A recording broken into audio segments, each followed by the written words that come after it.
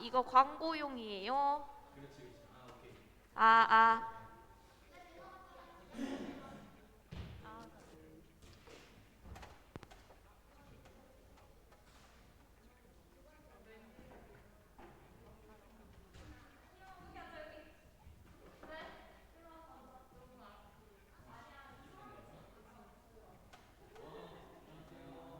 어서 오세요. 네, 신입생들이죠? 멀리서 생각 신입생.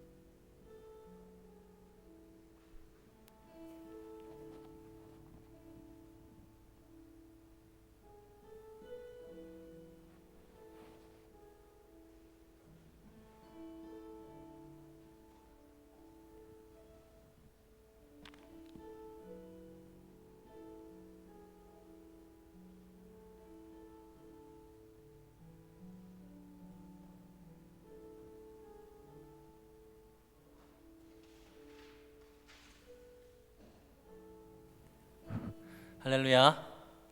할렐루야. 네, 우리 빛과 소금교회 청년부 예배 오신 여러분 진심으로 환영하고 축복합니다.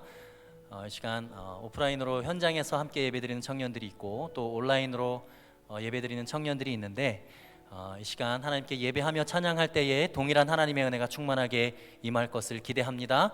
여러분 그런 기대하는 마음으로 예배에 참여하였으면 좋겠습니다. 이 시간 함께 예배하기 전에 하나님께 기도하며 나갑시다. 이 시간 우리의 마음을 먼저 올려드립시다. 거룩하신 아버지 하나님, 오늘 예배 가운데 함께하여 주옵소서. 주님만 바라보는 예배 되게 하시며 하나님만 경배하는 예배 되게 하시며 주님께 집중하며 주의 얼굴을 구하는 예배 될 수 있도록 아버지 하나님 우리의 마음을 주장하여 주옵소서라고 이 시간 우리 자신을 주님 손에 올려드리며 함께 합심하여 기도하며 나갑시다. 살아계신 아버지 하나님 역사하여 주옵소서. 하나님 우리의 마음을 만져 주옵소서. 하나님 상처받은 심령과 아버지 어려운 마음을 가지고 나온 아버지 귀한 청년들의 심령 가운데 주의 손을 얹어 주셔서 하나님께 온전히 예배자의 마음을 올려드리며 우리의 입술의 고백과 우리의 마음의 고백이 온전히 주님께 연락되는 귀한 예배 될 수 있도록 아버지 역사하여 주옵소서. 거룩하신 아버지 하나님, 아버지 허락하신 거룩한 주일에 하나님 우리가 먼저 우리의 심령이 거룩해지기를 원합니다. 주의 보좌 앞에 나가기 전에 우리의 심령이 먼저 거룩해지며 하나님께 담대한 믿음을 가지고 나가는 청년들 될 수 있도록 아버지 역사하여 주옵소서. 오늘 예배 가운데 주님 임하여 주옵소서. 하늘의 영으로 충만하게 임하여 주옵소서. 거룩하신 아버지 하나님 감사합니다. 이 시간 담대한 믿음을 가지고 주의 지성소 앞으로 나아갈 때에 하나님께 귀한 믿음을 올려드리며 입술의 고백을 올려드리는 청년들의 심령 가운데 주님 함께하여 주시며 오늘 예배 가운데 주님께서 예비하신 놀라운 은혜로 축복하여 주옵소서. 예배 시종을 온전히 주님 손에 올려드리며 감사하며 살아계신 우리 주 예수 그리스도의 이름으로 기도하옵나이다. 아멘. 할렐루야. 우리 하나님께 영광의 박수 올려드립시다. 아멘. 할렐루야.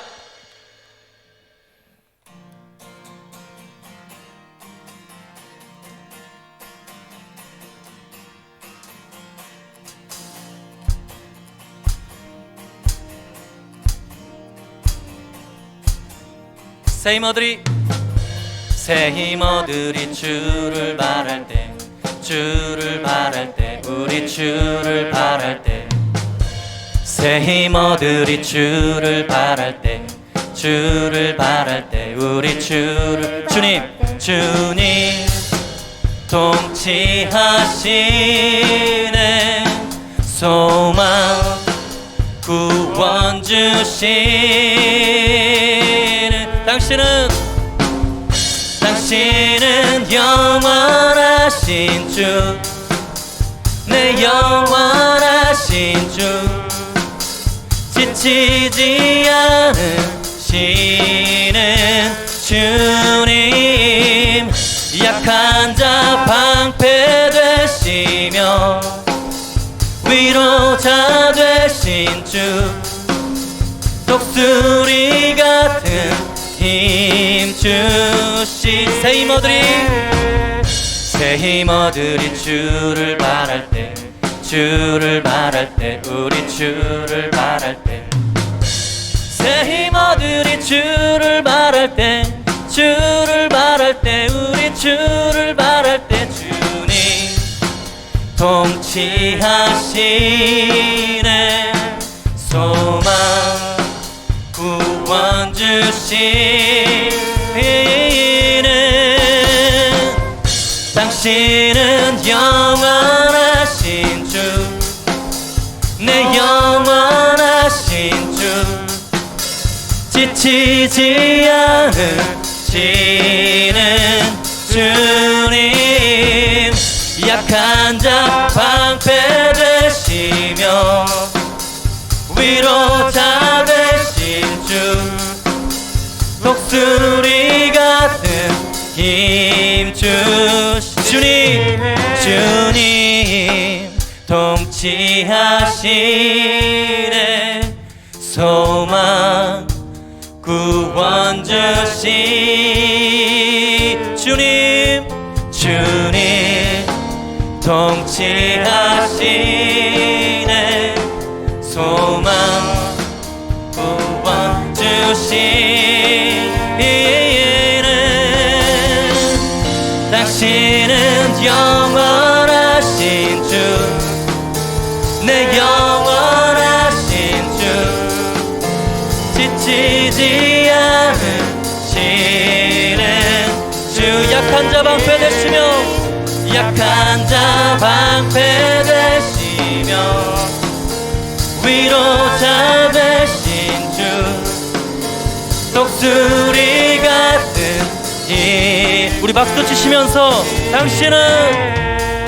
당신은 영원하신 주 내 영원하신 주 지치지 않으시는 주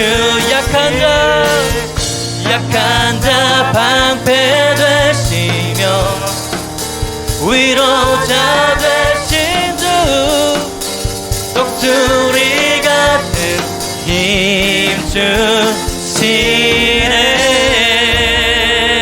할렐루야. 독수리 같은 힘 주시는 주님께 감사와 영광 박수 올려드리겠습니다. 아멘. 할렐루야. 주님 찬양합니다. 할렐루야.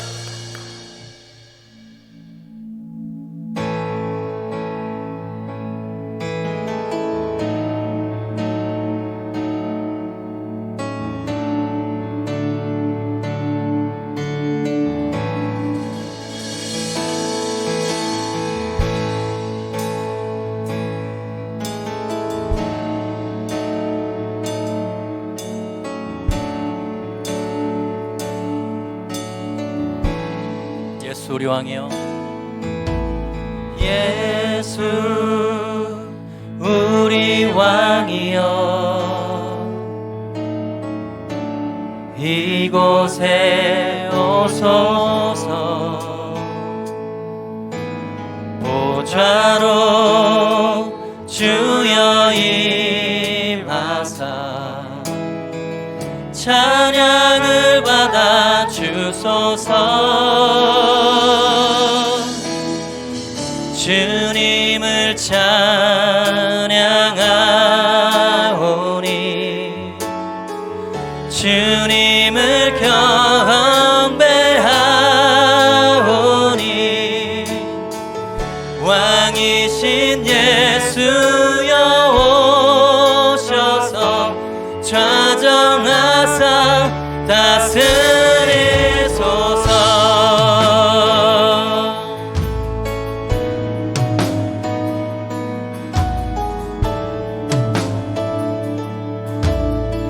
예수 우리 왕이여 예수 우리 왕이여 이곳에 오셔서 보좌로 주여 임하사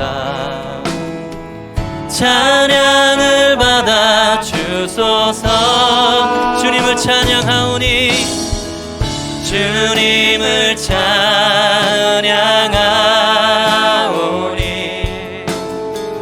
주님을 경배하오니 왕이신 예수여 오셔서 좌정하사 다스리소서.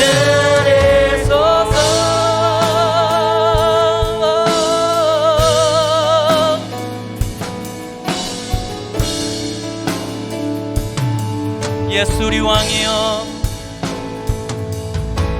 예수 우리 왕이여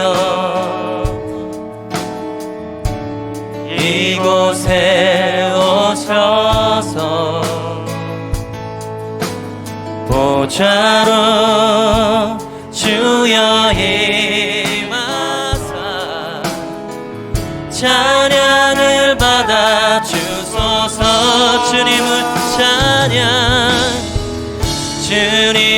찬양하오니 주님을 경배하오니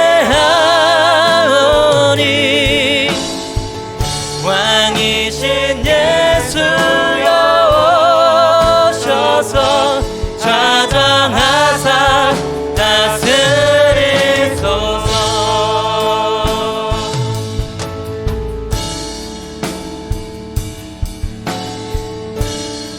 다시 한번 고백합시다. 예수 우리 왕이여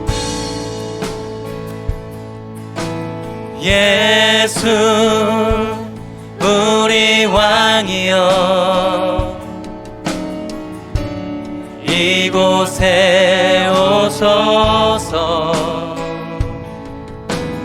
보좌로 주여 임하사 찬양을 받아 주소서 주님을 찬양 주님을 찬양하오니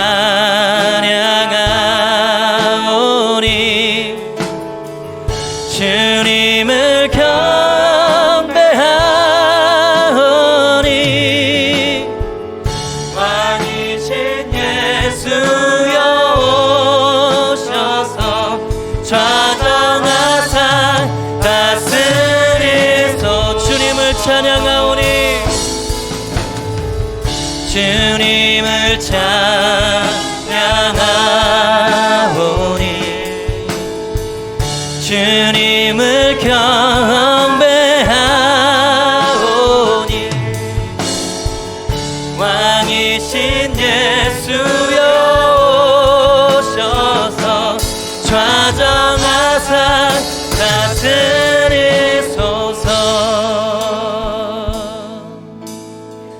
주님을 찬양하오니 주님을 경배하오니 왕이신 예수여 오셔서 좌정하사 다스리소서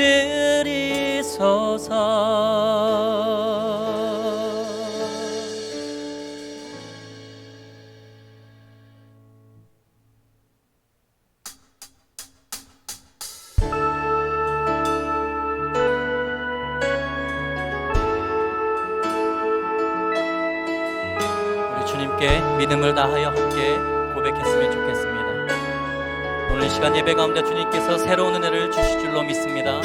이 시간 그 주님 앞에 간절한 마음 가지고 우리 고백하며 나가시겠습니다. 시작됐네 우리 주님의 능력이 나의 삶을 다스리고 새롭게 하네 자유하네 죄와 사망으로부터 나의 삶은 변하구나 충만하네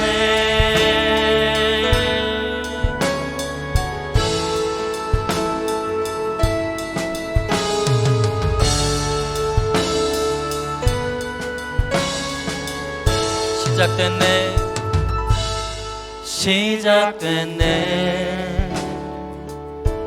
우리 주님의 능력이 나의 삶을 다스리고 새롭게 하네 자유하네 자유하네 죄와 사망으로부터 나의 삶은 변하거나 충만하네 은혜로다 은혜로다 주의 은혜 한량없는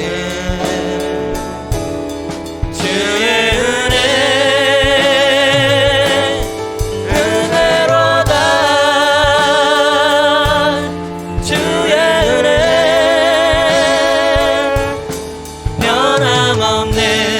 신실하신 주의 은혜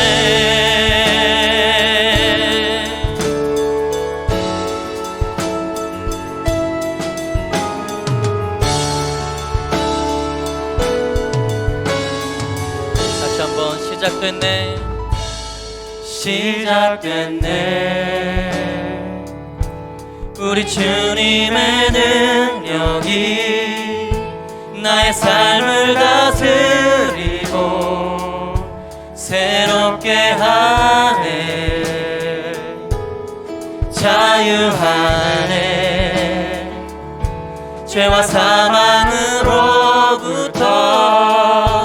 나의 삶은 변하거나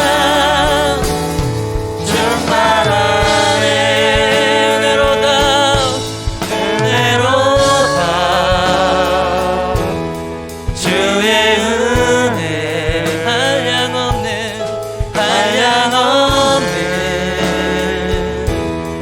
주의 은혜 은혜로다 주의 은혜 변함없는 진실하신 주의 은혜 은혜로다 은혜로다 주의 은혜 한량없는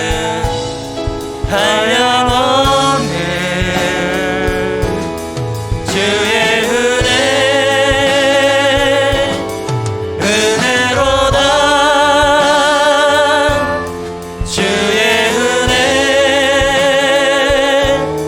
변함없는 진실 다시 한번 선포합시다 은혜로다 은혜로다 주의 은혜 한량없는 주의 은혜 한량없는 주의 은혜 은혜로다 주의 은혜 변함없는 진실하신 주의 변함없는 진실하신 변함없는 진실하신 주의 다시 한번 변함없는 진실하신 주의 은혜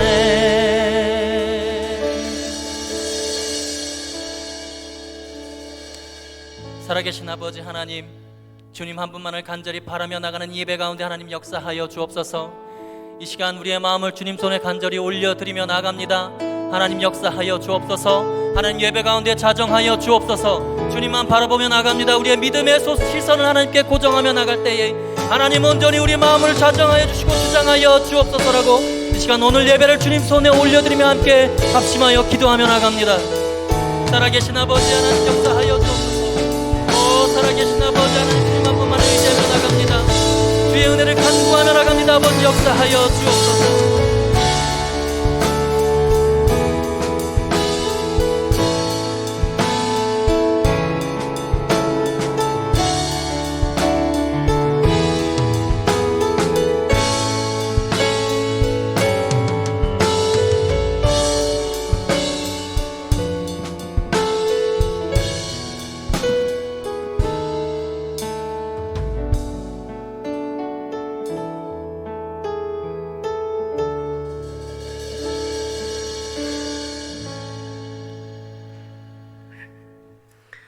참 소망 되신 하나님 아버지 어려운 환경 속에서도 각자 자리에서 찬양하고 예배드리고 하나님께 나아가게 하시니 감사합니다.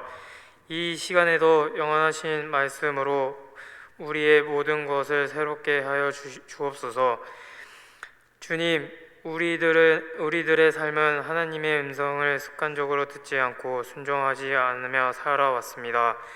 한 주간 알게 모르게 불평과 불만으로 죄를 지으면서 살아갈 때가 많습니다.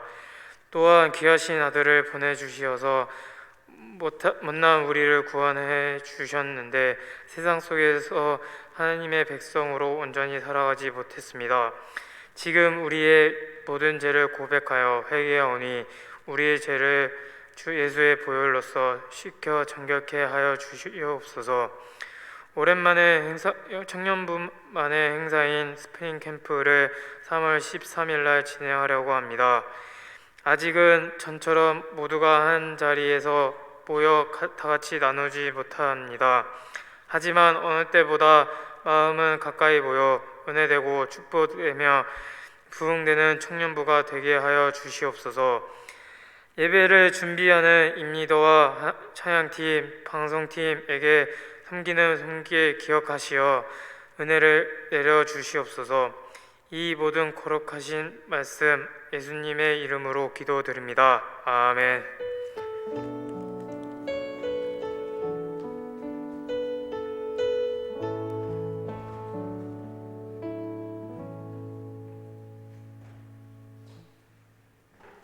네, 광고하겠습니다. 예배는 매주 주일 오후 1시 30분부터 진행되고 있습니다. 10분 전부터 기도로 준비해 주세요. 두 번째, 2021년도 청년부 표어입니다. Love Inside, 사랑 안에 거하라. 저희 주제 말씀인데요. 다 같이 한번 읽어보실까요? 시작! 하나님이 우리를 사랑하시는 사랑을 우리가 알고 믿었노니 하나님은 사랑이시라. 사랑 안에 거하는 자는 하나님 안에 거하고 하나님도 그의 안에 거하시느니라. 요한일서 4장 16절 말씀. 아멘. 청년부 SNS 공지입니다. 유튜브 채널, 카카오톡 채널, 인스타 아이디 모두 다 친구 그리고 구독, 좋아요 다 해주셨으면 감사하겠습니다. 청년부 2월 이벤트 안내입니다. 청년부 나눔 모임과 양육 전참자 분들에게는 소정의 선물을 드리려고 하고 있습니다. 총 7회인데요. 7회 중에 한 회까지는 봐드리고 있으니 많은 참여 부탁드립니다. 헌금 안내입니다. 헌금을 하실 때에는 청년부 플러스 자기 이름으로 꼭 청년부를 앞에 적어주세요. 신입생 멘토를 모집하고 있습니다. 딱 오늘까지 모집하고 있으니까 마음 먹으신 분들은 빨리빨리 지원 부탁드립니다. 스프링 캠프 안내입니다. 저희가 전체 비대면으로 해서 스프링 캠프를 진행하려고 합니다. 기존처럼 동계수련회처럼 모여서 하지는 못하겠지만 그래도 청년부만의 시간을 온전히 가지려고 하고 있으니까요. 많은 참여 부탁드려요. 각 그룹 톡방에 네이버 폼이 공지로 올라가 있을 거예요. 거기에 이름, 그룹, 그리고 번호랑 저희 특강에 대해서 특강 강사분께 혹시 평소 가지고 있던 크리스천으로서의 고민이 있다면 질문 남겨주시면 답변해 드리고 있으니까 같이 남겨주세요. 청년부 말씀 양육 안내입니다. 매주 화요일 오후 9시에 청년 전체 구성원들과 함께 얼멤버 트레이닝이라는 이름으로 말씀 양육을 진행하고 있습니다. 각 그룹 채팅방에 매주 화요일마다 줌 링크가 공유되고 있으니까 참여하시고 싶으신 분들은 자유롭게 참여 부탁드립니다. 2월 나눔 모임 안내입니다. 2월 나눔 모임 주제는 3입니다. 매주 오후 9시, 주일 오후 9시에 진행되고 있으니까요. 동일하게 그룹 톡방에 제공되는 줌 링크로 참여 부탁드립니다. 신입생 그룹 배정 안내입니다. 지난주 토요일을 기점으로 신입생 친구들이 그동안 받고 있던 신입생 프로그램을 수료했습니다. 공지 나가는 각 그룹에 이번 주 이후부터 초대돼서 같이 공지 받을 예정이니까요. 많이 톡방에서라도 환영해 주시면 감사하겠습니다. 찬양팀과 엔지니어 계속해서 모집 중에 있습니다. 주보에 있는 연락처 참고해서 연락 부탁드립니다. 생일 공지입니다. 생일 이벤트 계속 진행하고 있으니까요. 유튜브 실시간 채팅에 생일이라고 남겨주시거나 혹은 대면 예배에 참석하신 분들은 임원을 찾아와 주시면 선물을 드리도록 하겠습니다. 네, 축복의 시간 갖도록 하겠습니다.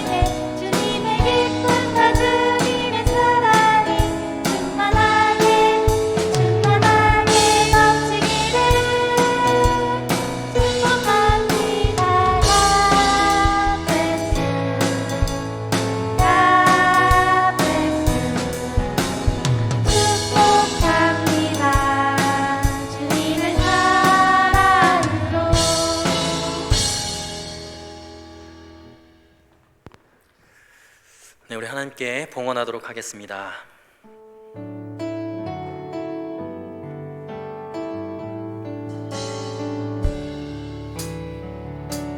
나의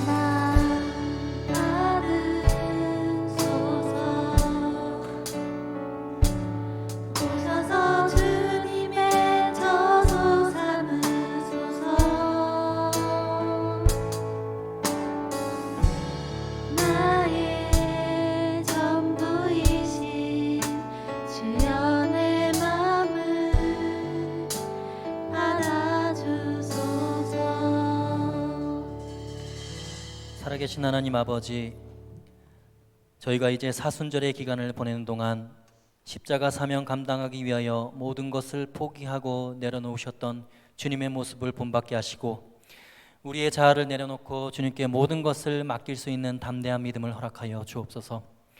주님의 고난을 기억하며 십자가에서 자신의 내면을 성찰하는 귀한 시간이 될 수 있도록 하나님 우리를 축복하여 주옵소서. 세상 속에서도 십자가의 그 은혜 기억하며 담대하게 그리스도의 향기를 나타내는 거룩한 청년들 다 되게 하여 주옵소서. 예배를 위하여 섬기는 청년들의 섬김의 손길 가운데 은혜를 주시며, 자신의 삶을 들여 청년부를 위해 수고하는 심령들마다 갑절의 은혜와 축복을 허락하여 주옵소서. 하나님, 작은 것 구별하여 마음과 정성을 다하여 주님께 올려드립니다. 기뻐 받아주시고 바치는 손길들 위에 복의 복을 더하시고, 마음은 원의로 돼 드리지 못하는 청년들의 심령과 그들의 삶 위에도 하늘의 은혜를 충만하게 내려 주옵소서. 또한 예물이 쓰이는 곳마다 하나님의 영광이 드러나며 예수 그리스도의 복음이 전파될 수 있도록 하나님 축복하여 주옵소서. 감사하며 살아계신 우리 주 예수 그리스도의 이름으로 기도하옵나이다. 아멘.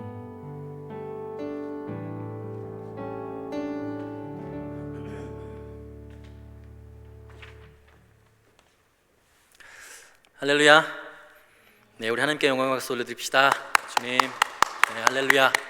네, 우리 좌우에 계신 분들에게도 우리 축복의 박수로 환영하도록 하겠습니다. 네, 서로를 바라보시면서 네, 축복합니다.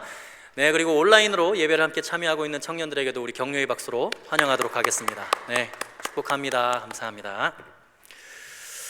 네, 광고가 나갔듯이 3월 13일에 진행하는 우리 청년부 스프링 캠프 여러분 함께 기도해 주시고 많은 참여 부탁드립니다. 아주 귀한 시간이 될 것 같습니다.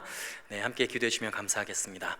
하나님께서 오늘 우리에게 주는 말씀입니다. 여호수아 6장 1절에서 3절까지의 말씀인데요, 저와 여러분이 한 목소리로 하나님의 말씀을 읽도록 하겠습니다. 네, 시작. 이스라엘 자손들로 말미암아 여리고는 굳게 닫혔고 출입하는 자가 없더라. 여호와께서 여호수아에게 이르시되, 보라, 내가 여리고와 그 왕과 용사들을 내 손에 넘겨 주었으니 너희 모든 군사는 그 성을 둘러 성 주위를 매일 한 번씩 돌되 엿새 동안을 그리하라. 아멘. 네, 찬양을 너무 열심히 했더니 목이 다 쉬었습니다. 네, 여러분, 우리가 계속 여호수아를 묵상하고 있습니다. 오늘은 드디어 요단강을 건넜습니다. 그래서 할례까지 다 받고 하나님이 말씀하신 대로 다 순종해서 이제 가나안 땅을 정복해 들어가기 바로 직전의 상황인 거예요. 하나님께서는 여리고성을 향해서 전진해서 들어가라라고 말씀하십니다. 요단강을 건넌 후에 정복해야 할 첫 번째 성으로 하나님은 여리고성을 이스라엘 백성들에게 직면하게 하십니다. 문제는 요단강을 건너자마자 처음으로 대면해야 하다고 이 정복해야 할 이 가나안 땅에서 가장 강력한 성이라고 일컬어지는 성이 바로 이 여리고 성이라는 거예요. 그럼에도 불구하고 하나님께서는 이스라엘 백성들에게 그 여리고를 향해서 승리의 행진을 계속하라 라고 말씀을 하십니다. 여러분, 우리가 신앙생활을 하면서 믿음의 행진, 신앙생활의 행진을 계속한다는 것, 하나님의 말씀대로 살아갈 때 이 신앙생활을 해나가고 하나님의 뜻대로 사는 그 삶 속에서 우리가 반드시 부딪혀야만 하는 현실의 벽과 현실의 문제가 있다는 것을 오늘 본문을 통해서 우리는 알 수 있습니다. 여리고성이라는 거대한 성 앞에서 우리가 우리의 신앙을 새롭게 점검하게 되는 그런 귀한 시간인 것 같습니다. 신앙생활을 잘 하고 있을 때 우리가 세상에서 과연 어떠한 현실의 벽과 이 장벽에 부딪히게 되는가? 그 첫 번째, 우리가 신앙생활 가운데 직면하게 되는 이 현실이라는 것은 닫혀진 현실을 의미한다는 것입니다. 신앙의 행진, 이 믿음의 행진을 잘 하다가도 우리는 우리의 현실이 너무나 어렵고 힘들다라는 것을 우리의 삶 속에서 직접 경험하게 된다는 것이죠. 하나님께서 불가능할 것 같은 현실의 문, 굳게 닫혀진 문을 우리에게 대면하게 하신다는 거예요. 오늘 본문의 1절 말씀을 다시 한번 보도록 하겠습니다. 읽겠습니다. 시작. 이스라엘 자손들로 말미암아 여리고는 굳게 닫혔고 출입하는 자가 없더라. 여러분, 지금 우리가 삶의 현실에 부딪힌다는 것은 닫혀진 현실의 문을 경험하게 되는 거예요. 지금 여리고 성의 상태가 지금 어떻다고 기록되어 있어요? 여리고는 그냥 닫혀진 것이 아니라 아주 굳게 닫혀져 있다라고 성경은 기록하고 있습니다. 그리고 출입하는 자가 없더라라고 기록하고 있어요. 우리가 이제 여리고성을 무너뜨려야 하는데 완전히 다 닫혀 있는 상태이고 출입의 가능성도 아무것도 열려 있지 않는, 쥐새끼 한 마리 보이지 않는 그런 상태라는 거예요. 우리 그리스도인들의 고민이 무엇이냐? 은혜는 받았습니다. 하나님의 은혜는 체험했고 성령도 체험했고 주님을 온전히 믿으면서 신앙생활 잘 하고 있어요. 그런데 그 온전한 믿음 가지고 살아가는데 제사장들이 요단에 발을 디디는 순간 요단물이 갈라질 것이라는 그 말씀에 순종도 했습니다. 그래서 하나님의 은혜를 경험하고 요단강이 갈라지는 걸 경험하고 여리고성 앞까지 왔어요. 마른 땅으로 건너는 그 은혜를 경험했습니다. 그리고 가나안 땅에 하나님의 말씀대로 들어오게 되면 만사 형통할 줄 알았거든요. 다 자신들의 땅인 것처럼 열려있고 거칠 것이 없는 인생으로 우리는 그 하나님이 주신 은혜를 가지고 살 줄 알았어요. 그런데 현실은 어떻습니까? 자신들이 정복해야 할 여리고성은 굳게 닫혀있고 빈틈이 없고 출입하는 자가 아무도 없더라. 세상이 우리를 상종해주지 않는다는 거예요. 세상이 우리 그리스도인들을 상대해주지 않는다는 것입니다. 여러분, 은혜를 이렇게 많이 받고 요단강을 건너왔으면 오히려 모든 일이 잘 풀려야 되는 거 아니에요? 여리고성을 무너뜨릴 만큼 여리고성의 빈틈이 보여야 되는 거 아니냐는 거예요. 내가 지금까지 얼마나 많은 은혜를 받았고 내가 하나님께 얼마나 많이 순종을 했는데 왜 현실은 이 모양이냐는 거예요. 여러분, 우리가 신앙생활을 하면서 이런 경험을 정말 많이 하게 되는 것 같아요. 교회에서 내가 은혜 받고 열심히 섬기고 그 은혜로 새로운 사람으로 변화되었습니다. 그리고 새로운 마음을 가졌어요. 근데 월요일에 직장에 딱 가서 그리고 학교에 딱 가는 순간 닫혀져 있는 현실의 문을 우리는 직면하게 됩니다. 내가 은혜 받은 것과는 너무나 다른 현실의 장벽을 만나게 되어 있다는 거예요. 뭔가 이제는 세상에서 나의 삶이 하나님의 은혜로 다 잘 될 거라고 생각을 했는데 맞부딪힌 현실은 문이 굳게 닫혀 있고 출입하는 자가 없더라라는 거예요. 나는 이제 제대로 신앙생활 하려고 마음 먹었는데 세상이 나를 인정해 주지 않는다는 거예요. 내가 변화된 것과 현실은 전혀 상관이 없다는 것입니다. 아니, 오히려 더 문을 굳게 닫고 우리를 상종해 주지 않는다는 거예요. 어떻게 이럴 수가 있는가? 아니, 요단강을 가르고 왔는데 지금 하나님의 은혜를 충만하게 입고 있는데 신앙의 세계와 현실의 세계의 괴리감은 왜 이렇게 크냐는 거예요. 우리가 믿음으로 신앙의 행진을 해 나갈 때 우리가 꼭 부딪히는 것이 바로 이런 현실의 벽이라는 거예요. 닫혀진 현실입니다. 현실과 신앙은 너무나 다른 것 같은 느낌이죠.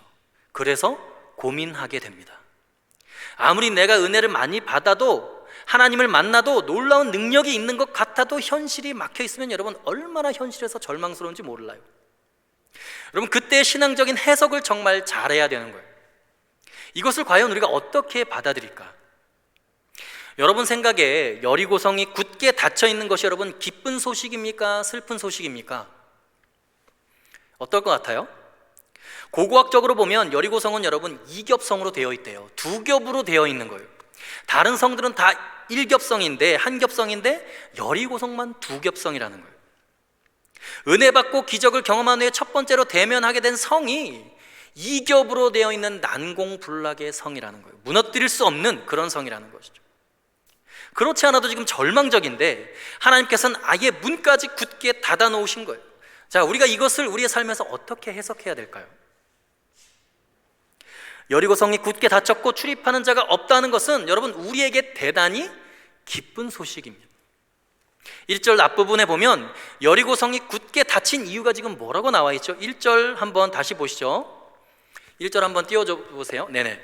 이스라엘 자손들로 말미암아 여리고는 굳게 닫혔고 출입하는 자가 없더라. 누구로 말미암아 닫힌 거예요? 이스라엘 백성들로 말미암아 굳게 닫혔어요. 자, 닫힌 이유가 뭐예요? 이스라엘 백성들 때문이라고. 이스라엘 자손들 때문이라는 거예요. 왜 여리고성이 이스라엘 자손들 때문에 굳게 닫혀 있을까요? 여리고성 사람들이 이스라엘 백성들을 만만하게 보는 거예요? 아니면 지금 두려워하는 거예요? 뭐예요? 너무나 두려운 존재. 너무나 강력한 존재로 그들을 인식하고 있기 때문에 성문을 굳게 닫아둔 거예요. 요단강을 건너기 전에 이미 이스라엘 백성들은 요단 동편에 있는 아모리 왕 시온과 옥과 모든 이방인들을 하나님의 은혜로 격파하고 사람의 힘으로는 도저히 건널 수 없는 그 요단강을 마른 땅으로 건너오고 있어요. 지금 여리고성 사람들은 이스라엘 사람들 이름만 들어도 겁이 나는 거예요. 그래서 여리고성 안에 있었던 기생 라합이라고 하는 사람은 자신들의 두려움을 어떻게 표현하고 있냐면 간담이 녹아내린다라고 스스로 표현합니다.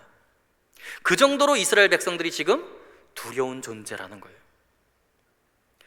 우리 인생에서 때로는 세상이 나를 향해서 마음을 완전히 닫아버리고 나는 하나님의 은혜로 충만해서 마음을 열려고 하는데 세상이 나를 받아주지 않고 세상의 마음이 굳게 닫혀 있을 때 여러분, 우리가 당황할 것이 아니고 오히려 기뻐하고 감사해야 된다는 거예요. 여러분, 지금 이스라엘에는 칼도 없고 창도 없습니다. 여리고성의 사람들처럼 왕의 존재도 없고 초라한 사람들이에요. 그냥 거짓대에 불과합니다.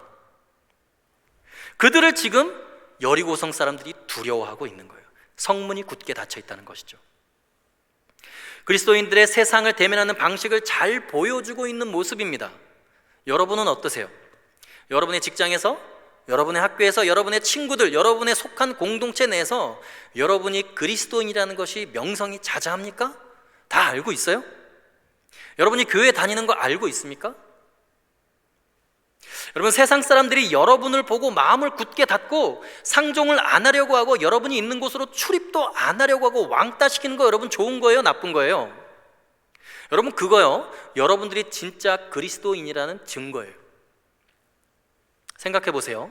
만약에 세상 사람들이 여러분을 향해서 너무나 쉽게 오늘 술 한잔 하러 가자, 오늘 좋은 데 가자라고 막 유혹을 한다 그러면 생각해 보세요. 여러분들을 아주 만만하게 보고 죄를 같이 지으러 가자, 너 교회 다니는 거 안다, 너 신앙인인 거 알아, 그런데 너나 나나 뭐 별반 차이 없잖아, 여러분들을 이렇게 바라본다면 여러분 어떻겠어요? 같이 어깨동무하고 술집으로 들어가는 크리스천이라면 여러분 예수 왜 믿냐는 거예요. 믿지 않는 회사 동료나 여러분들의 친구들이나 세상 사람들이 여러분을 향해서 죄 짓는 것 공모하고 함께 도모할 때는 야, 쟤 데려가면 재미 진짜 없어, 쟤는 완전 고리타분해, 쟤는 예수밖에 몰라, 쟤는 예수쟁이, 쟤 데리고 가면 술판 분위기 다 망친다. 여러분, 이런 소리를 들어야 크리스천 아니에요? 야, 쟤 데려가면 진짜 재밌어, 쟤 우리보다 더해, 이런 얘기 들으면 여러분 좋겠냐는 거예요.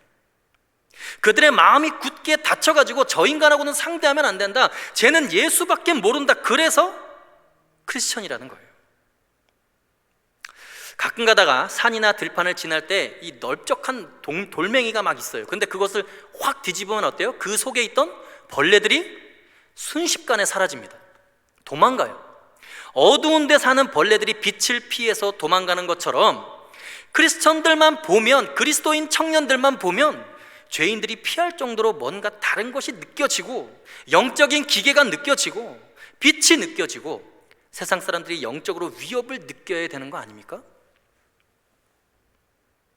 너무나 투명하고 너무나 삶이 거룩하고 훌륭해서 너무나 말씀대로 사니까 그 사람 앞에 서면 내가 죄인인 것이 완벽하게 드러나 버려. 부끄러운 거예요.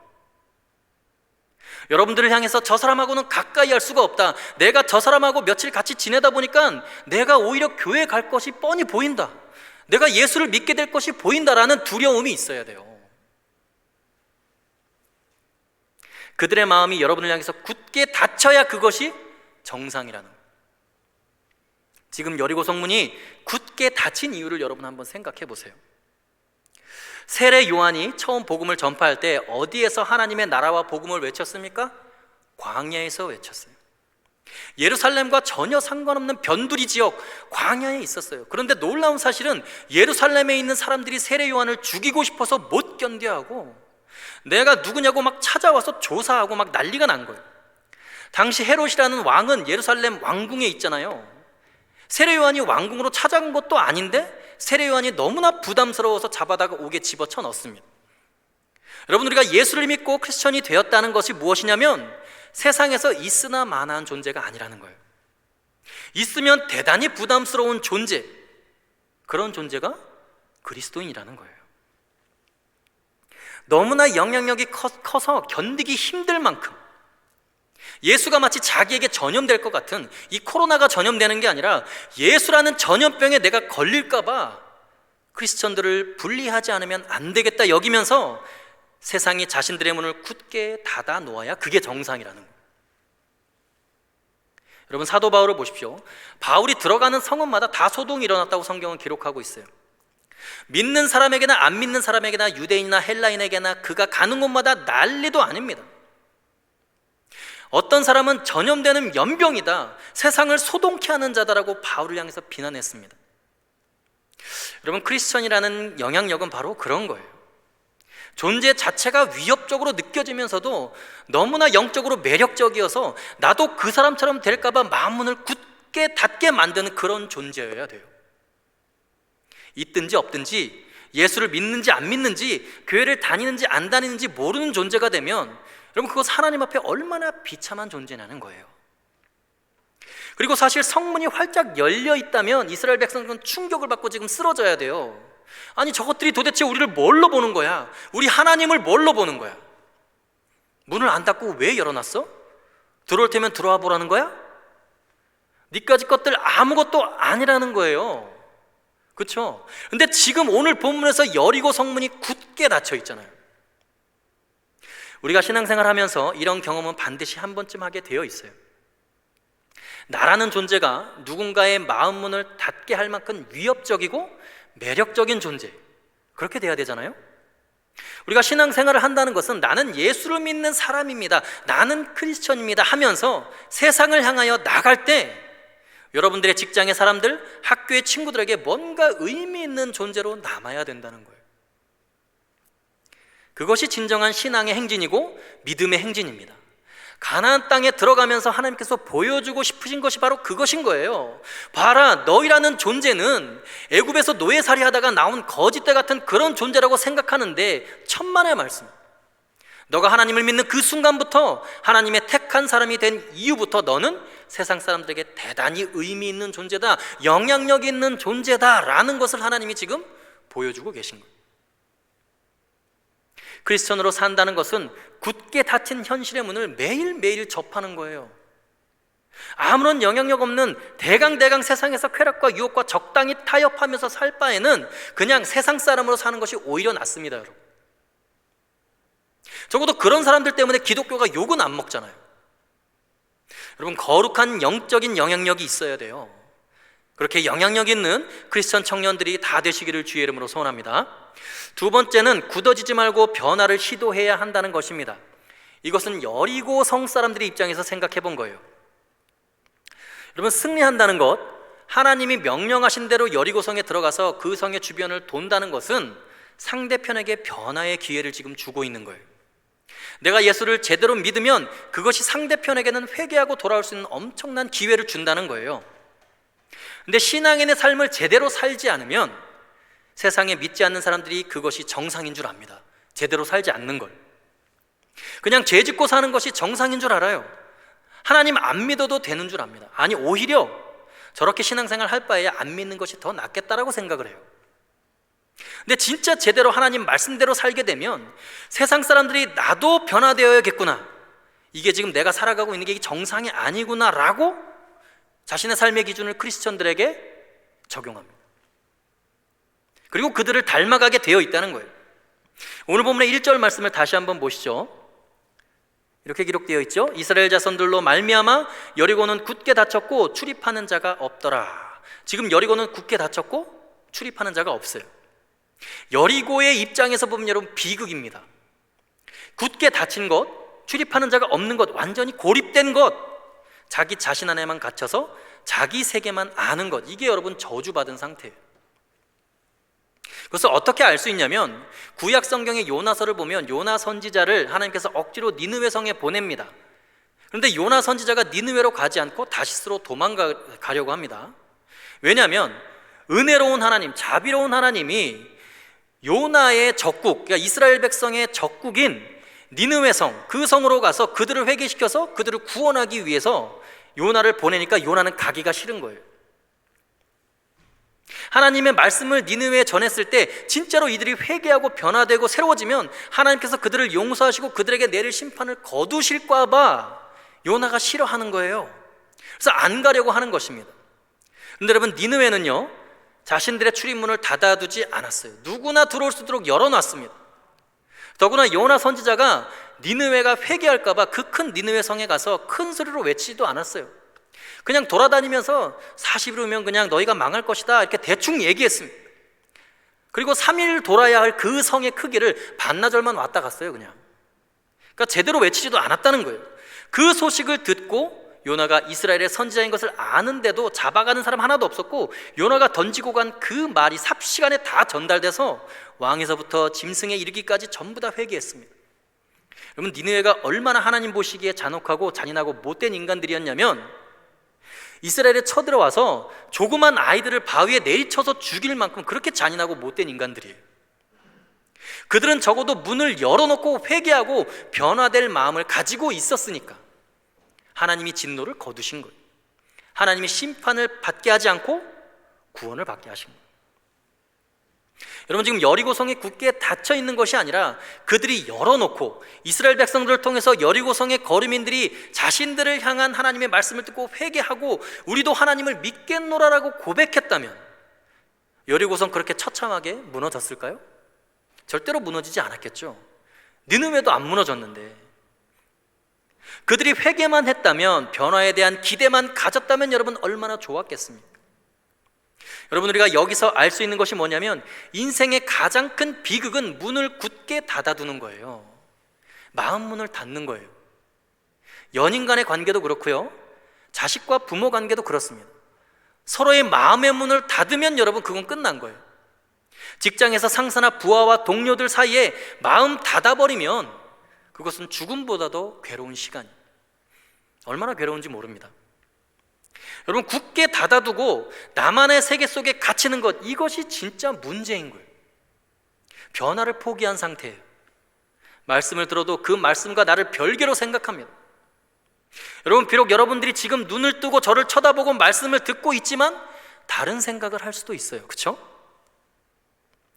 굳게 닫아놓고 제 말씀을 들을 수도 있습니다. 다른 생각을 할 수도 있다는 거예요. 반면에 어떤 사람은 눈을 감고 자는 것 같은데도 그 삶이 변화되는 사람들이 있어요. 은혜 받으려고 작정한 사람들이 있다는 거예요. 내가 이만큼 신앙생활 하면 됐지, 내가 뭘 더 변화돼야 되나, 얼마나 내가 더 성장해야 되나, 그냥 이대로도 충분하다고 여기는 것, 여러분 이것이 죽은 상태예요. 죽은 상태. 여러분들은 모르실 겁니다. 제가 나이가 이제 40대를 훌쩍 넘어가니까 이 발꿈치 뒤에 굳은 살이 점점 생깁니다. 여러분들도 제 나이가 되면 그럴 거예요. 근데 이 굳은 살이 생기니까 뒤꿈치가 가끔씩 아파요. 그래서 발톱을 깎다가 그 굳은 살을 발톱깎이로 잘라내는 경우가 있습니다. 근데 여러분, 굳으면 잘라내야 되는 거예요. 굳으면 죽는다는 거예요. 간이 굳어지면 뭐가 돼요? 간경화가 돼요. 세포들이 살아있다면 여러분 항상 새로운 것으로 변화돼야 돼요. 여러분, 신앙생활하면서 이만큼 했으면 됐지, 이 정도면 훌륭하지, 아무리 말씀 들어도 누가 뭐라 그래도 나는 죽어도 기존의 전통과 형식을 지키고 그냥 살던 대로 살겠다 하는 것, 이것이 기독교의 신앙이 아니라는 거예요. 우리 기독교 신앙은 여러분 개혁신앙입니다. 개혁신앙은 리폼하는 거예요. 폼을 바꾸는 거예요. 그래야 날마다 새로운 하나님을 경험할 수 있는 거예요. 그래서 리폼을 하기 위해서는 여러분 디폼을 해야 됩니다. 기존의 폼을 무너뜨려야만 되는 거예요. 그래야 리폼이 가능한 거예요. 그래서 어떤 한 수도회의 표어는 놀랍게도 불구가 되는 것이 없으면 변화도 없다라는 표어를 사용하고 있어요. 놀랍지 않습니까? 여러분, 자기 자신을 무너뜨리려고 변화를 준비하는 마음으로 마음을 활짝 열고 깨지고 부서져서 하나님께서 원하시는 사람이 되어야 되지 않겠어요? 내가 오늘 예배를 통해서 무엇이 바뀔까? 하나님, 제가 어떻게 변화되기를 바라십니까? 그런 마음을 가지고 여러분 마음을 열고 은혜를 받아야 될 거 아니에요? 고집 피우고 그냥 굳게 닫아놓고 내가 생각하는 것, 판단하는 것, 내가 인간적인 마음으로 지금 계획하고 행동에 옮기려고 하는 것, 내가 붙들고 있는 것, 그거 굳게 지키느라고 아예 작정하고 닫아 놓으려면 여러분 신앙생활하는 시간이 아까운 거예요. 절대로 변화되지 않습니다. 은혜를 받을 준비를 해야 되는 거예요. 지금 여리고성의 가장 큰 비극은 이 이스라엘 백성들의 믿음의 행진 앞에서 함께 합류해야 살 수 있는데 그걸 못하는 거예요. 맞습니다. 주님, 우리가 그동안 잘못 살았습니다. 여호와 하나님, 만군의 하나님, 그분이 바로 하나님입니다 하고 문을 열고 환영하고 회개하고 변화를 결단했다면 여리고성은 절대로 무너지지 않았습니다. 엄청나게 위대한 여리고가 됐을 거예요. 그게 안 되니까 여리고는 두고두고 강도의 소굴이 되고 폐허가 됩니다. 무너집니다. 하나님께서 한 사람을 무너뜨릴 때 혹은 집단이나 공동체를 무너뜨릴 때 아주 묘한 공통적인 현상이 있어요. 그것은 그들의 마음이 강팍해진다는 거예요.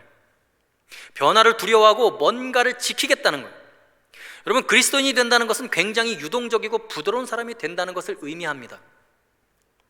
하나님의 역사하심을 제한하지 않고 무한한 가능성을 열어두는 사람이에요. 하나님의 은혜를 내가 얼마든지 받고 내가 얼마든지 새로워지겠습니다. 점점 예수님을 닮아가겠습니다. 하나님의 은혜 가운데 나를 마음대로 바꿔주십시오. 그런 결단이, 그런 열린 마음이 여러분들에게 있어야 돼요. 생각해 보십시오. 이스라엘 백성이 출애굽할 때 하나님이 바로를 죽이려고 작정하실 때, 그리고 그 이집트를 무너뜨리려고 작정하실 때 반복해서 성경에 기록된 표현이 뭐냐면 바로가 마음을 어떻게 했다고 기록되어 있냐면 강팍하게 했다고 그랬어요. 이는 여호와께서 바로의 마음을 강팍하게 하였음이라, 이렇게 나옵니다. 10가지 재앙을 내리는데 여러분 그때뿐이에요. 재앙 끝나고 나면 마음이 다시 강팍해지는 거예요. 굳게 닫히는 거예요. 그것이 무슨 말이냐면 하나님이 심판하시기로 작정하시면 그 사람은 굳어진다는 거예요. 회개를 안 합니다. 변화되지 않아요. 여러분, 아무리 신앙생활을 열심히 했어도 지금 부드러운 마음이 없으면, 과거에 굳어져 있으면 여러분 병든 거예요. 하나님이 심판하려고 작정한 거예요. 그래서 빨리 회개를 해야 된다는 거예요. 마음이 늘 열려있고 부드러워야 돼요. 유연성이 있어야 돼요. 교회도 마찬가지고 국가도 마찬가지고 회사도 마찬가지. 끊임없는 하나님의 은혜가 필요합니다. 날마다 새로운 살이 돋아 나와야 돼요. 새로운 세포가 충당이 되어야 됩니다. 날마다 새 사람이 되어야 돼요. 여러분, 마음을 굳게 닫으면 생각과 사고방식이 굳어집니다. 예수님이 가장 높으신 하나님의 본체로 계셔야 하지만 가장 낮고 천한 인간이 되시고 창조주가 한낱 피조물에게 죽임을 당한 것처럼 거짓대같이 초라하고 연약한 이스라엘 백성들이 하나님을 믿는 믿음 하나로 강력한 여리고성을 무너뜨리는 위대한 민족이 되는 것이 하나님의 나라의 변화들이고 그게 바로 복음이라는 거예요. 이런 변화들이 여러분들의 삶 가운데 있어야 돼요. 또 우리 교회에 있어야 됩니다. 교회만큼은 절대로 굳어지면 안 되는 거예요. 그래서 여러분, 오늘 본문에 굳게 닫힌 여리고성의 문을 통해서 우리는 아주 중요한 진리를 깨닫습니다. 정말 내 자신의 연약함을 인정하고 굳게 닫아버린 내 마음을 열지 않으면 그것은 이미 하나님의 심판의 대상이 되어 있다는 거예요. 정말 어린아이처럼 날마다 신앙이 자라고 성숙해져서 하나님의 은혜를 다 누리시기를 간절히 소원합니다. 세 번째, 우리가 알 수 있는 것은 초라한 자아상을 통해서 하나님의 위대하심을 드러낸다는 거예요. 지금 이스라엘 백성들이 하나님의 말씀에 온전히 순종해서 은혜로 요단을 건너서 하나님의 말씀대로 여리고를 향해서 돌격해 나가는 것처럼 신앙생활을 잘하고 말씀대로 돌격해 나가는데 어느 순간 우리가 충격을 받는 것이 뭐냐면 내가 이렇게까지 형편없는 사람인가? 무너진다는 거예요. 그것을 경험할 때가 있습니다. 신앙생활 아주 잘하다가 아주 위태로운 순간이 언제냐면 자기 자신에 대한 초라한 자아상을 자기가 발견하게 될 때. 2절 말씀을 함께 보겠습니다. 2절 말씀 시작. 여호와께서 여호수아에게 이르시되 보라, 내가 여리고와 그 왕과 용사들을 내 손에 넘겨 주었으니. 자, 이르시되 보라. 지금 뭐를 보라는 거예요? 여리고와 왕과 용사들을 내 손에 넘겨 주었으니. 만약에 제가 성경을 기록한다면 이렇게 쓸데없이 복잡하게 기록 안 합니다. 보라, 여리고를 내게 넘겨주겠다 한마디면 되는 거예요. 근데 하나님께서 지금 무엇을 구체적으로 표현하고 있냐면 왕과 용사들을 이라는 아주 구체적인 대상을 지목해서 그들을 넘겨주겠다라고 이스라엘 백성들에게 이야기를 합니다. 여러분, 지금 이스라엘 백성들이 여리고성을 향해서 걸어가는데 뭐가 보인다는 거예요? 여리고 성벽만 보이는 게 아니고 성 위에 번쩍거리는 왕관을 쓰고 튼튼한 갑옷을 입고 단단한 투구를 쓰고 창과 칼을 들고 건장하게 서 있는 용사들과 장군들이 보이는 거예요. 이것이 왜 심각하냐면 그 전까지 이스라엘 백성들이 자기네들끼리의 모습만 서로 볼 때는 사람의 모습이 그냥 다 그저 그런 줄 알았어요. 자기네들처럼 그런 거짓된 모습을 하고 있는 게 정상인 줄 알았다는 거예요. 수준이 다 그런 줄 알았어요. 그냥 자기네들이 하나님을 잘 믿고 하나님의 은혜 받으면서 잘 사는 줄 알았습니다. 근데 여리고성을 딱 직면하는 순간 충격인 거예요. 여리고성에 있는 사람들과 자신들을 비교하니까 너무 수준 차이가 나요. 여러분, 여러분이 생각하시기에 이스라엘 사람들의 복장이 지금 어떨 것 같아요? 상상을 한번 해보세요. 그 노예 떼들이 이집트를 탈출해서 정신없이 나왔습니다. 그 다음 어디에서 살았어요? 광야에서 40년을 살았는데 정착해서 산 것이 아니라 계속 끊임없이 돌아다녔어요. 옷감을 만들 수 있는 시간과 환경이 없었다는 거예요. 농사 지을 시간과 장소도 없었습니다. 화장품을 만들어서 사용할 시간과 환경도 주어지지 않았어요. 입을 옷이 없고 남루한 옷을 입고 있고 갑옷이나 무기가 하나도 없는 빈손으로 그냥 서 있는 거예요. 그냥 거짓된 모습으로 그 여리고 성벽 앞에 서 있는 거예요. 이집트에서 나올 때 그들이 얼마나 초라한 모습이었는가. 출애굽기 12장 38절에 나옵니다. 우리 함께 읽어보겠습니다. 시작. 수많은 잡족과 양과 소와 심이 많은 가축이 그들과 함께 하였으며. 자, 이 표현을 보면 지금 이스라엘 백성들이 어떤 무리들이라고 소개하고 있죠? 이스라엘 백성들은 수많은 잡족들이 모여 있다는 거예요. 그 모습이 얼마나 초라한지 거짓대예요. 그냥 거짓대. 다음 주일 이 청년부 예배 때 제가 설교 때 이 거짓대에 대해서 자세하게 제가 설명을 하겠지만, 지금 하나님의 말씀을 듣고 그 명령대로 행진해 나가는데 갑자기 자기네들이 딱 맞닥뜨린 성에 도착하는 순간 충격을 받습니다. 이겹성인 그 견고한 성에다가 자신들에게는 없는 강력한 전쟁의 통수권자인 왕이 왕관을 쓰고 있는 거예요. 용사들이 창과 칼과 투구를 다 쓰고 있는데 자신들의 모습을 스스로 보는 순간 비교할 수 없을 만큼 자신들이 초라한 거예요. 자신들의 원래 모습, 본래의 모습을 직시하게 됩니다. 완전히 거짓골로 옷만 하나 걸치고 있는 거예요. 여러분, 얼마나 초라하겠어요? 아니, 어떻게 여리고 용사들을 지금 상대하겠냐는 거예요. 여러분, 신앙생활 잘하면서 우리끼리 서로 칭찬하고 대단하다고 치켜 세워주는데, 여러분, 교회 밖에 있는 세상으로 딱 나가는 순간 엄청난 이 과학의 발달과 학문의 발달과 예술의 발달과 문화와 돈이 너무너무 많아서 주체할 수 없는 사람들과 부자들을 만나고 대기업 회장이나 재벌들을 만나면 여러분, 우리는 주눅들잖아요. 얼마나 우리 자신이 초라하냐는 거예요. 세상을 딱 만나는 순간 우리 자신이 보인다는 거예요.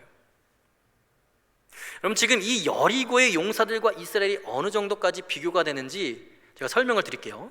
성경의 순서가 여호수아, 사사기, 룻기, 사무엘, 상하 이렇게 나갑니다. 오늘 본문인 여호수아, 그 다음 뭐예요? 사사기예요. 가나안 땅을 정복해서 살아가면서 그 수준이 어느 정도냐면, 사사기에 나오는 이스라엘의 지도자들인 사사들이 어떤 모습이었냐면, 사실은 그런데 사사가 블레셋이나 그 주위에 있는 나라들과 전쟁을 싸움을 벌일 때는 이 사사들의 무기가 무엇이었냐는 거예요. 그게 중요합니다. 무기가 중요해요. 근데 이들은 무기가 없습니다. 삼갈이라고 하는 사사는 블레셋 사람 600명과 싸울 때 무기 없이 뭘로 싸웠냐? 소모는 막대기 하나로 싸웠어요. 여러분, 말이 됩니까? 철제 병기를 가진 인류 최초의 철기 문명에 발달한 블레셋과 싸우는데 소모는 막대기 하나로 싸웠다는 거예요. 그다음에 삼손이라는 사사는 막대기도 없었습니다. 블레셋 용사 1000명과 싸우는데 죽은 나귀 시체의 턱뼈를 빼다가 그 턱뼈로 싸웠어요. 그것이 사사시대의 이스라엘의 지도자들이 가진 무기의 전부였다는 거예요. 그 정도로 없이 사는 민족이 바로 이스라엘입니다. 나중에 사무엘상 가면요, 사울 왕이 나오는데 그때서야 드디어 왕이 생깁니다. 그리고 왕자 요나단, 성경의 기록을 보면요, 전쟁할 때 이스라엘 백성들은 무기가 전혀 없었습니다. 사무엘상 13장 22절을 함께 보겠습니다. 읽겠습니다. 시작. 싸우는 날에 사울과 요나단과 함께 한 백성의 손에는 칼이나 창이 없고 오직 사울과 그의 아들 요나단에게만 있었더라. 아니 전쟁을 나가는데 칼이나 창이 없다는 게 여러분 말이 돼요? 왕하고 왕자만 칼과 창이 있는 거예요. 그러니까 지금 여리고 성의 왕과 용사들이 번쩍번쩍하는 칼과 창을 들고 왕관과 투구를 쓰고 있는 것을 보고 이 거짓대들이 얼마나 충격을 받았냐는 거예요. 정말 이스라엘 백성들은 이것이 어려운 이야기입니다. 불쌍한 모습이죠. 은혜를 받았는데 요단강도 건넜는데 굉장한 헌신을 하고 하나님 말씀에 순종해서 기적을 경험했는데 너무 초라한 거예요. 신앙생활은 하고 있지만 우리 자신이 너무나 초라한 거예요. 현실에 비하면. 세상을 바라보니까 스스로 너무나 작아진다는 거예요. 근데 더 놀라운 것은 하나님의 말씀이죠. 아까 우리가 읽었던 2절에 보면 뭐라고 기록되어 있냐면 여호와께서 여호수아에게 이르시되 보라 내가 여리고와 그 왕과 용사들을 내 손에 넘겨주었으니 그랬어요. 우리가 늘 괴로운 것이 뭐냐면 도대체 현실하고 말씀은 너무나 괴리가 된다는 거예요. 현실과 말씀 사이의 거리가 너무나 멀다는 거예요. 하나님의 말씀은 꿈만 같고 너무너무 우리에게 희망을 주는 말씀이지만 내 삶은 너무나 거지 같다는 거예요. 너무 초라합니다. 그러면 여러분 이것이 진짜 고민인 거예요. 그렇다면 여러분 하나님의 말씀이 진리예요? 아니면 현실이 진리예요? 사실이 중요합니까? 진리가 중요합니까? 아무리 말씀대로 본다고 해도 여러분 상대가 안 되죠. 거짓대와 여리고성의 용사는 완전히 훈련된 군사들인데 칼과 창이 있고 투구와 갑옷을 입고 있는데 낡은 옷 하나만 걸치고 있는 거짓대와 여러분 상대가 되겠어요? 전쟁을 하면? 그러니까 상대가 안 되고 반드시 질 것이 뻔하다라는 거예요. 그것이 바로 사실입니다. 현실입니다. 우리가 느끼고 있는 팩트예요. 아무리 상대가 강해도 여러분 하나님의 말씀대로 됩니다. 하나님의 말씀이 현실보다 더 현실이 되는 역사가 일어나는 거예요. 결론은 결국은 말씀대로 됩니다. 눈에 보이는 대로 되는 것이 아니라 반드시 기록된 말씀대로 이루어지는 거예요. 그러니까 여러분 중요한 것이 뭐냐면 팩트, 사실 이것과 진실을 구별할 수 있어야 돼요. 아무리 사실이 열악하고 어려워도 진실은 하나님의 말씀대로 되는 거예요. 하나님의 말씀대로 되는 줄로 믿습니다. 여러분 그것이 너무나 중요한 거예요.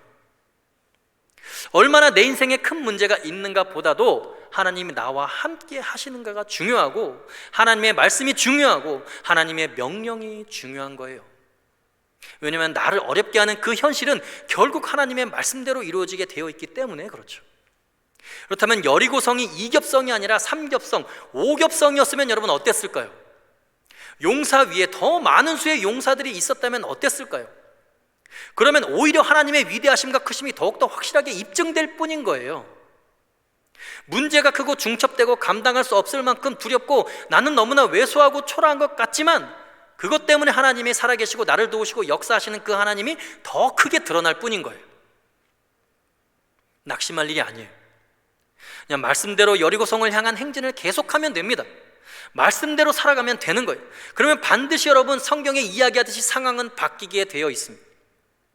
오히려 내가 힘들고 어렵고 초라하기 때문에 하나님의 크고 위대하심이 더 크게 드러날 줄로 믿는 것이 신앙이에요. 그게 기독교의 신앙입니다. 현실과 말씀 중에 어느 것을 택할 것이냐? 여러분 위대하다는 것이 입증되는 것은 얼마나 시험과 시련이 크냐에 따라 입증이 되는 거예요. 시험과 시련이 조그만데 위대함이 여러분 크게 입증되겠어요? 그렇지 않죠. 남들은 감당할 수 없는 벗어날 수 없는 문제가 있고 또 무거운 짐이 있고 괴로움이 있고 내가 통과해야 될 관문이 더 크면 클수록 그 안에서 나는 너무나 더 초라해질지라도 그 안에서 하나님의 역사하심과 하나님의 권능이 더 크게 드러난다는 거예요. 당당하게 여리고를 향한 믿음의 행진을 계속하겠습니다 라고 우리는 선포하고 하나님의 말씀대로 나가야 하는 것이죠. 요즘 기독교인들의 정체성이 얼마나 초라한지 몰라요. 저는 오히려 이것이 기회인 것 같다는 생각이 들기도 합니다. 진짜 믿음이 뭔지, 하나님이 얼마나 크신 분인지 하나님께서 우리의 어려움과 시련을 통해서 스스로 드러내시기로 작정하신 것 같아요. 여러분 교회가 욕을 먹는 이때에, 교회 다니는 것이 부끄러운 이때야말로 세상을 향한 승리와 믿음의 행진을 당당하게 해나가야 돼요. 나의 하나님이 나와 함께 하시는데 말씀대로 이루어질 것이다. 세상이 아무리 비난을 해도 우리는 승리하게 되어 있다라고 믿어야 합니다.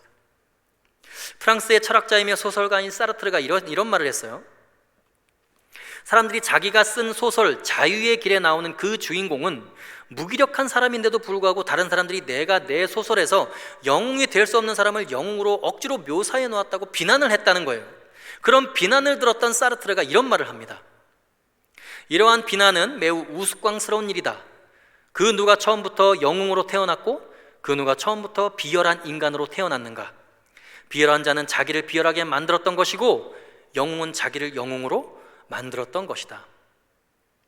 오늘 비열한 자도 내일 비열한 짓을 관둘 수도 있고 오늘의 영웅도 내일의 영웅이 되지 않을 수 있는 가능성을 반드시 가지고 있다. 여러분 보세요. 세상의 소설가도 변화의 가능성을 예측합니다. 변화가 가능하다는 거예요. 처음부터 비열한 사람으로 또는 처음부터 영웅으로 태어난 사람이 어디 있냐는 거예요. 하나님이 함께 하시고 하나님이 도와주시고 하나님의 말씀대로 살면 비열한 사람도 영웅이 될 줄로 믿습니다. 아무리 초라한 현실에서도 위대한 하나님의 영광이 드러날 줄로 믿습니다. 만인의 성직자로 불렸던 사람이 있습니다. 세계적인 탁월한 동기부여 연설가인 노먼 빈센트 필 박사가 자신의 저서 중에서 이런 말을 했어요. 유명한 책이기도 하고 오래된 책이기도 합니다. 적극적인 사고방식이라는 책에 나오는 말입니다. 어느 날 갑자기 인생에 너무나 큰 어려움이 닥칠 때 이렇게 큰 소리로 외치라. 문제야, 왜 이제 왔니? 내가 얼마나 너를 기다렸다고. 오늘 너같이 큰 문제를 만나기 위해서 그동안 이제껏 내가 이렇게 훈련받아 왔거든. 한번 붙어보자. 이제야 내가 실력 발휘할 때가 온 것 같다. 여러분들도 큰 문제 앞에서 이렇게 고백할 수 있어야 돼요. 여러분, 어려움이 크면 클수록 너 왜 이제 왔니? 내가 기도로 말씀으로 하나님의 위대하심을 입증하고야 말 거야. 당당하게 여러분 그 문제를 통과해야 합니다. 주눅들지 마시기 바랍니다. 가장 큰 절망 앞에서 가장 큰 위대한 신앙의 체험이 이루어지는 영광이 있다는 거예요. 여러분, 문제 앞에서 절망 앞에서 하나님의 위대하심을 드러내십시오.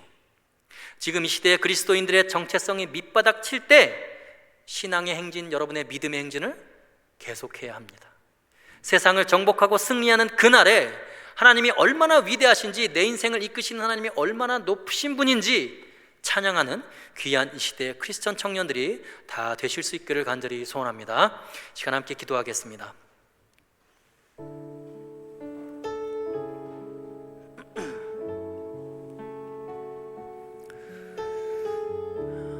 이 시간 함께 기도하실 때에 그렇게 기도했으면 좋겠습니다. 살아계신 하나님 아버지, 우리는 하나님의 은혜를 받았다고 생각하고 신앙생활을 잘하고 있다고 생각하고 예수 그리스도를 잘 믿고 예배를 잘 드리고 있다라고 생각하지만 우리를 위협하고 우리를 짓누르는 현실의 장벽과 현실의 문은 너무나 굳게 닫혀있고 너무나 무겁게 느껴집니다. 살아계신 하나님 아버지, 나의 삶 가운데 역사하여 주옵소서.